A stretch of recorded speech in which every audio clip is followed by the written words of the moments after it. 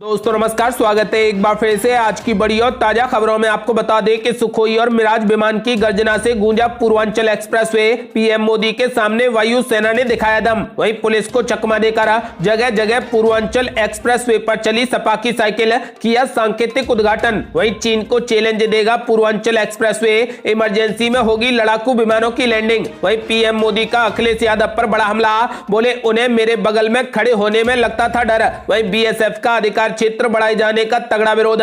पंजाब के बाद अब बंगाल विधानसभा में पारित हुआ प्रस्ताव। वहीं पीएम मोदी की रैली से पहले प्रियंका गांधी का सरकार पर बड़ा हमला। वहीं केंद्र सरकार की अनदेखी पर भड़के मुख्यमंत्री भूपेश बघेल, बोले सातवें आसमान पर है बीजेपी का घमंड, अब इनके जाने के दिन आ गए हैं। वहीं अखिलेश यादव पर बीजेपी का जोरदार हमला, कहा अखिलेश यादव आगे कहेंगे राम मंदिर भी सपा की सरकार ने बनवाया। वहीं ओम प्रकाश राजभर का बड़ा ऐलान, बोले बीजेपी करा सकती है मेरी हत्या, झूठे मुकदमों में फंसाने की कर रही कोशिश। और भी बड़ी खबरों को जानने के लिए वीडियो को लाइक कर दें, चैनल को सब्सक्राइब कर लें और घंटी बटन जरूर दबा दें। वहीं पहली बड़ी खबर है, सुखोई और मिराज विमान की गर्जना से गूंजा पूर्वांचल एक्सप्रेसवे। पीएम मोदी के सामने वायुसेना ने दिखाया दम। ये आपको बता दें कि पूर्वांचल एक्सप्रेसवे के उद्घाटन के मौके पर भारतीय वायुसेना ने पीएम नरेंद्र मोदी के सामने अपना शौर्य दिखाया। सुखोई, जगुआर और मिराज जैसे अत्याधुनिक लड़ाकू विमानों ने एक एक कर सुल्तानपुर के करवल खीरी में पूर्वांचल एक्सप्रेसवे पर लैंड किया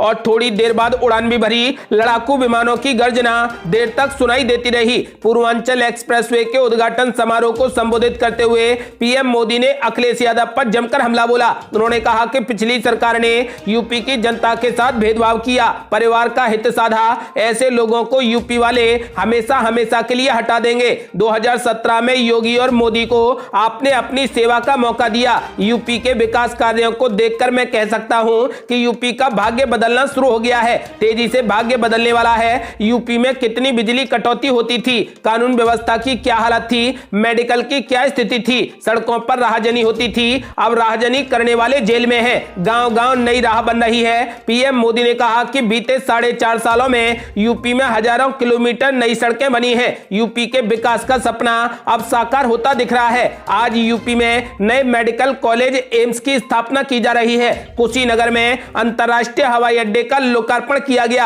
आज पूर्वांचल एक्सप्रेसवे का उद्घाटन हुआ है। इससे गरीबों, श्रमिकों, उद्यमी, दलित, वंचित, पिछड़ों सबको लाभ मिलेगा। पीएम मोदी ने कहा कि देश का संपूर्ण विकास करने के लिए देश का संतुलित विकास करना बेहद जरूरी है। यूपी में भी जिस तरीके की राजनीति हुई है, जिस तरीके के लंबे समय तक सरकारें चली हैं, उन्हें यूपी के सर्वांगीण विकास पर ध्यान नहीं दिया गया। यूपी का यह क्षेत्र तो माफियावाद था। मुझे खुशी है कि यही क्षेत्र विकास का अब नया अध्याय लिख रहा है। मैं यूपी के ऊर्जावान, कर्मयोगी मुख्यमंत्री योगी आदित्यनाथ और उनकी टीम को पूर्वांचल एक्सप्रेसवे की बधाई देता हूं। और ये बड़ी खबर, पुलिस को चकमा देकर जगह जगह पूर्वांचल एक्सप्रेसवे पर चली सपा की साइकिल फीता काटकर किया उद्घाटन। यह आपको बता दें कि समाजवादी पार्टी के अध्यक्ष अखिलेश यादव के आह्वान पर जगह जगह सपा कार्यकर्ता पूर्वांचल एक्सप्रेसवे पर उतरे। आजमगढ़ से गाजीपुर तक सपा कार्यकर्ताओं के एक्सप्रेसवे पर उतरने से पुलिस परेशान रही। अखिलेश यादव के कार्यक्रम को इजाजत नहीं मिलने के बाद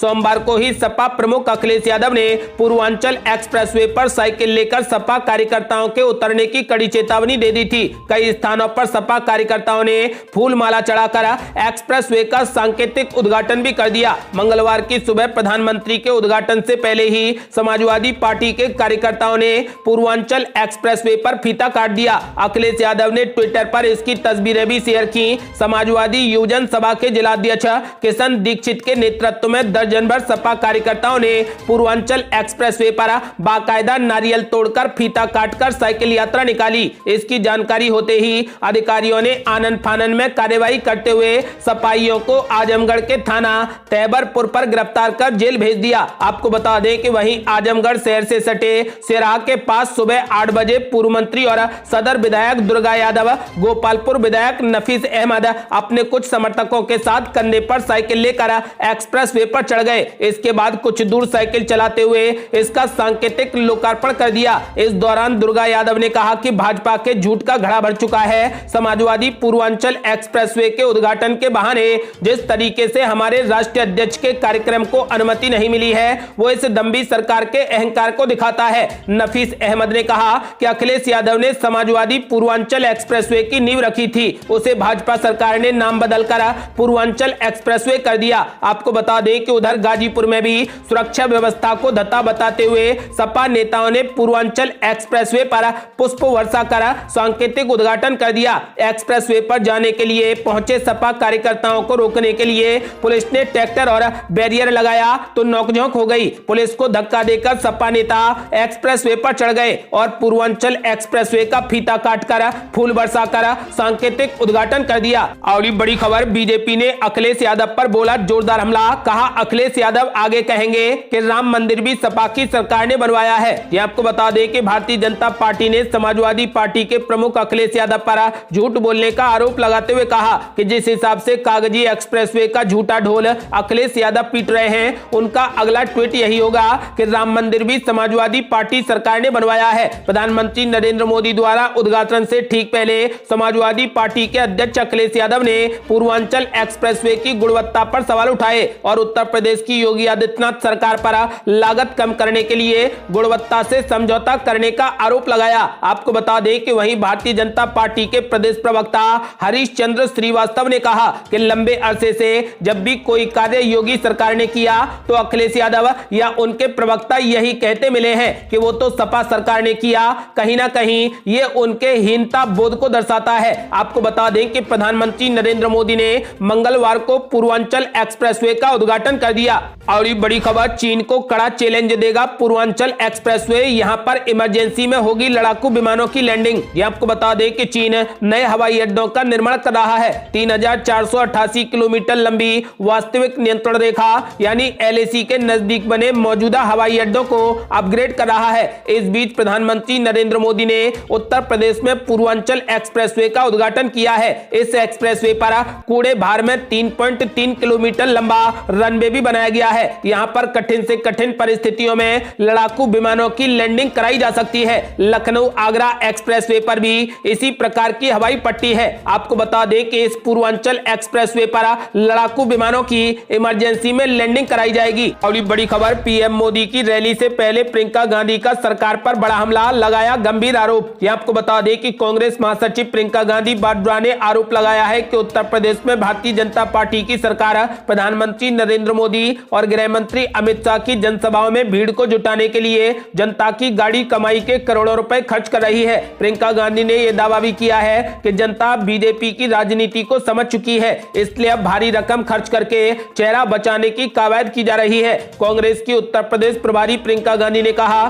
कि लॉकडाउन के दौरान जब दिल्ली से लाखों श्रमिक बहन भाई पैदल चलकर उत्तर प्रदेश में अपने गांव की तरफ लौट रहे थे, उस समय भाजपा सरकार ने श्रमिकों को बसें उपलब्ध नहीं कराई थी। लेकिन प्रधानमंत्री और गृह मंत्री की रैलियों में भीड़ लाने के लिए सरकार जनता की गाड़ी कमाई के करोड़ों रुपए खर्च कर रही है। प्रियंका गांधी ने दावा किया कि उत्तर प्रदेश के गांव-गांव में भाजपा के प्रति गहरी नाराजगी है। भाजपा की जुमलों की दुकान फीके पकवान वाली राजनीति को अब बच्चा बच्चा समझ चुका है, इसलिए करोड़ों रुपए लगाकर केवल चेहरा बचाने की कवायद की जा रही है। आपको बता दें कि यूपी की सत्ता पाने के लिए कांग्रेस पार्टी की ओर से रोजाना नए नए वादे भी किए जा रहे हैं। पहली प्रतिज्ञा यात्रा निकालने के दौरान प्रियंका गांधी ने सरकार बनने पर कई घोषणा कर चुकी हैं। चुनाव नजदीक आते ही प्रियंका गांधी ने कुछ दिन पहले एक और चुनावी वादा किया है। आशा बहन सम्मान की हकदार हैं और मैं इस लड़ाई में उनके साथ हूं। प्रियंका गांधी ने यह भी कहा था कि सरकार बनने पर आशा बहनें एवं आंगनवाड़ी कर्मियों को 10,000 रुपए प्रतिमाह का मानदेय देंगी। इसी तरह चुनावों में भी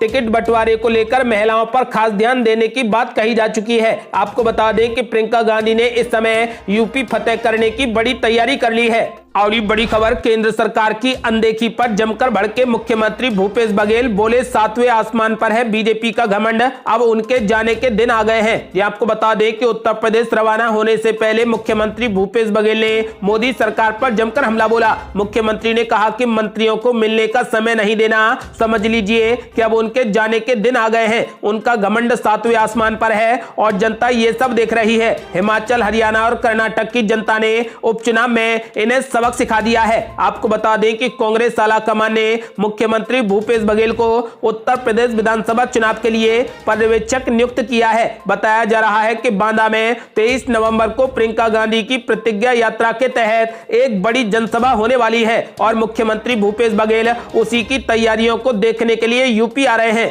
और बड़ी खबर, ओम प्रकाश राजभर का बड़ा ऐलान, बोले बीजेपी करा सकती है मेरी हत्या, झूठे मुकदमों में फंसाने की कर रही कोशिश। ये आपको बता दें कि सुहेलदेव भारतीय समाज पार्टी यानी सुभाषपा के प्रमुख ओम प्रकाश राजभर ने मोहम्मद अली जिन्ना की बड़ाई करते हुए कहा कि देश की आजादी में मोहम्मद अली जिन्ना का बड़ा योगदान है। साथ ही उन्होंने बीजेपी पर गंभीर आरोप लगाते हुए कहा कि ये मेरी हत्या करा सकते हैं। दरअसल वाराणसी में भागीदारी संकल्प मोर्चा के सहयोगी दल की तरफ से आयोजित महापंचायत में सुहेलदेव भारतीय समाज पार्टी के राष्ट्रीय अध्यक्ष ने जिन्ना की बड़ाई करते हुए बीजेपी पर जमकर हमला बोला। राजभर ने कहा कि देश की आजादी में मोहम्मद अली जिन्ना का बड़ा योगदान है। राजभर की बात पर एक बार फिर से प्रश्न पूछने पर तिलमिलाते हुए और बेहद आक्रोशित अंदाज में राजभर ने कहा कि आरएसएस और बीजेपी वालों ने देश का बंटवारा करवाया है, बीजेपी में सब अनपढ़ जाहिल गवार हैं। राजभर ने मंच से भाषण में बीजेपी पर अपनी हत्या कराने का बड़ा आरोप भी लगाया है। राजभर ने मंच से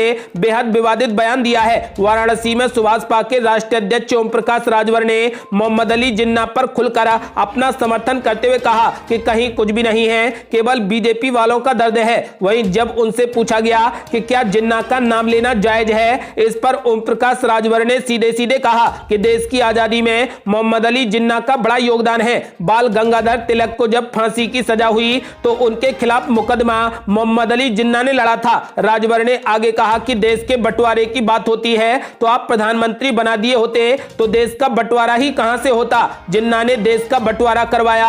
ये पूछते ही ओम प्रकाश राजभर ने बेहद आक्रोशित अंदाज में कहा कि बीजेपी और आरएसएस वालों ने देश का बंटवारा करवाया है, मोहम्मद अली जिन्ना ने नहीं। और बड़ी खबर, अब इस राज्य में घर बैठे मिलेगा राशन, 10 करोड़ लोगों को होगा सीधा फायदा। ये आपको बता दें कि पश्चिम बंगाल की सरकार ने अब घर पर राशन पहुंचाने की योजना बनाई है। मुख्यमंत्री ममता बनर्जी ने द्वारे राशन योजना का उद्घाटन कर दिया।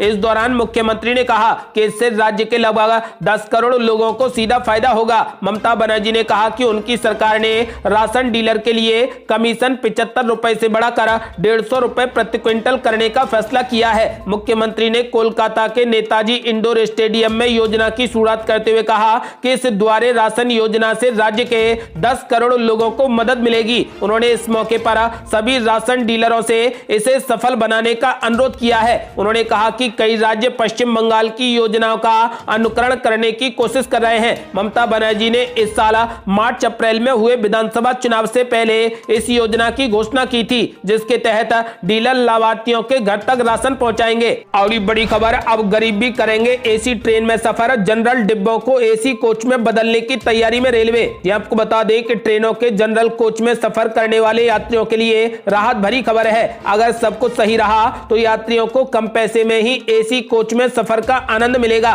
क्योंकि रेलवे जनरल कोच को एसी कंपार्टमेंट में बदलने की तैयारी में है। रेलवे लंबी दूरी की ट्रेनों में जनरल कोच यानी सामान्य डिब्बों को एसी डिब्बों में बदलने का विकल्प तलाश रहा है, ताकि उन यात्रियों को आरामदायक सफर प्रदान किया जा सके जो अधिक किराया देने में सक्षम नहीं है। यानी कि अब जनरल डिब्बों में भी एसी लगाई जाएगी। ये थी अब तक की बेहद बड़ी खबरें। यदि आप भी चाहते हैं कि भारत जल्द से जल्द कोविड मुक्त हो जाए और किसानों को न्याय मिले तो इस वीडियो को लाइक कर अपनी राय हमें कमेंट बॉक्स में जरूर दें। यदि आपने अभी तक हमारे चैनल को सब्सक्राइब नहीं किया है तो कृपया चैनल को सब्सक्राइब कर घंटी बटन जरूर दबा दें। जल्दी मिलते हैं बड़ी अपडेट के साथ, तब तक के लिए जय हिंद, जय भारत।